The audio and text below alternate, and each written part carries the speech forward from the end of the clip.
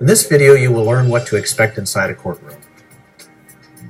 If you are going to court for the first time, there are some general rules to keep in mind. Wear proper attire, no shorts, t-shirts, or tank tops. It is also advised to cover any visible tattoos. Turn off your cell phone or pager, and no chewing gum or eating food in the courtroom. Every courtroom is different, but there are some things that are universal. The judge will hear and decide your case and typically sit at a raised bench in the front and center of the courtroom. Sitting next to the judge is typically the court clerk. The clerk manages the court files and announces the cases that will be heard by the judge. When the name of your case is announced, you should walk to the front of the courtroom and address the judge. There are some general rules you should always follow when you are in front of the judge. Always be respectful and refer to the judge as Your Honor or Judge.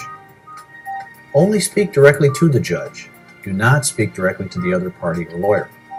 If you are represented by a lawyer, let the lawyer do the talking for you. The first thing you should do when you have found your courtroom is to check in with the clerk. You should tell the clerk the name of the case you are there for, your name, whether you are the plaintiff, petitioner, defendant, or respondent, or if you have any special needs, like a translator. Also in the courtroom, you will typically see a bailiff or sheriff who will be wearing a uniform. The bailiff or sheriff is there to maintain order in the courtroom. Just as with the court clerk, it is important to follow all instructions given by the bailiff or sheriff. In some courts or at particular hearings or trials, a court reporter may be in the courtroom to record what is said during court. Typically, the layout of the courtroom has two large desks in front of the courtroom for the parties and their lawyers, if there are any, to sit. There may also be a podium near the center of the courtroom for the parties or their lawyers to use when speaking to the judge or jury.